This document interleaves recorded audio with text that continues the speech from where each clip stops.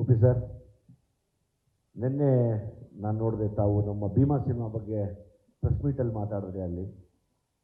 So ಆ ವಿಷಯದಲ್ಲಿ Jagadish ಗೌಡರಿಗೆ thanks ಹೇಳಬೇಕು. ಈ ಸಿನಿಮಾನ ಪ್ರೊಡ್ಯೂಸ್ ಮಾಡಿ ಈ ವರ್ಷದಲ್ಲಿ ಒಂದು ದೊಡ್ಡ ಹಿಟ್ ಆಗಂಗೆ ಮಾಡೋದಕ್ಕೆ. ಆ್ಯಕ್ಚುಲಿ ತಾವು ಮಾತಾಡಿದ್ರಿ, ನಾವೆಲ್ಲ ನಿಮ್ಮನ್ನು ಫಾಲೋ ಮಾಡ್ಕೊಂಡು ಬಂದಿರೋದು ಸರ್. ನೀವು ಯಾವಾಗ ಡೈರೆಕ್ಷನ್ ಅಂತ ಬಂದರೂ ಅವತ್ತಿನ ನಿಮ್ಮ ಸಿನಿಮಾಗಳು ನಾವು ಕಾಯ್ತಾ ಇದ್ದವ್ರು. ಇವತ್ತು ಕೂಡ ನಿಮ್ಮ ಸಿನಿಮಾ ನಾವು ಒಬ್ಬ ಲರ್ನಿಂಗ್ ಡೈರೆಕ್ಟ್ರಾಗಿ ಹೋಗಿ ನಿಮ್ಮ ಸಿನಿಮಾ ನೋಡೋಕೆ ನಾನು ಕಾಯ್ತಾ ಇದ್ದೀನಿ. ಇವತ್ತು ಅಭಿಮಾನಿಯಾಗಿ ಕೂಡ ಕಾಯ್ತಾ ಇದ್ದೀನಿ. 100% ನೋ ಡೌಟ್ ಈ ಸಿನಿಮಾ ಈ ವರ್ಷದ ಕೊನೆಗೆ ಬಂದ್ರೂ ಸುಮಾರು ವರ್ಷ ಜ್ಞಾಪಕದಲ್ಲಿರುವಂಥ ಒಂದು ಸಿನಿಮಾ ಆಗುತ್ತೆ ಇದು. ಅದಂತೂ ವಿತೌಟ್ ಡೌಟ್ ನಾನು ಹೇಳ್ತೀನಿ. ನಾನು ನಿಮಗೆ ಕೇಳ್ತಿದ್ದೆ ಯಾವಾಗಲೂ, ಸರ್ ಡೈರೆಕ್ಷನ್ ಮಾಡಿ ಸರ್, ಜ್ಞಾಪಕ ಇದೆಯಾ ಸರ್, ಡೈರೆಕ್ಷನ್ ಮಾಡಿ ಸರ್ ಅಂತ.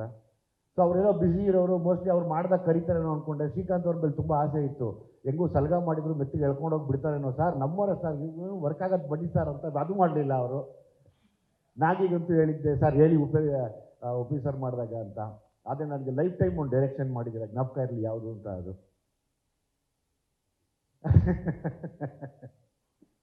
ಸೊ ನಿಮ್ಮ ಡೈರೆಕ್ಷನ್ ಸದಾ ಇರ್ತೀನಿ ನಾನು ಆ ವಿಷಯದಲ್ಲಿ. ಹಂಗಾಗಿ ಬರುವಂಥ ಯಾರೇ ನಿರ್ದೇಶಕರಾಗಲಿ, ನೀವೊಂದು, ನಾನು ಅವತ್ತೇ ಹೇಳಿದೆ, ಇವರ godfather to the Kannada industry as a director ಅಂತ.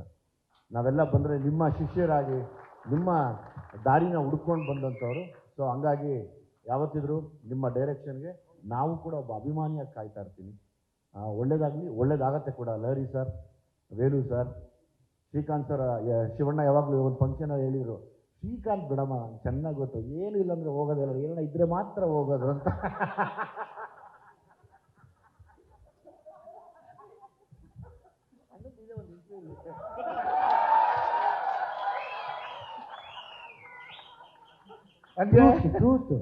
ಶ್ರೀಕಾಂತ್ ಅವರು ಸುಮ್ಮನೆ ಹೋಗಲ್ಲ. ಶ್ರೀಕಾಂತ್ ಇದ್ದಾರೆ ಅಂದರೆ ಏನೋ ಒಂದು ಬೇರೆ ಲೆಕ್ಕಾಚಾರನೇ ಆಗುತ್ತೆ, ಒಳ್ಳೇದಾಗತ್ತೆ ಕೂಡ. ಒಳ್ಳೆ ಮನಸ್ಸು. ನಾಗಿ, ಪುನೀತ್ ಎಲ್ಲ ಸಿಕ್ಕಾಪಟ್ಟೆ ವರ್ಕ್ ಮಾಡ್ತಾ ಇದ್ದೀರಾ.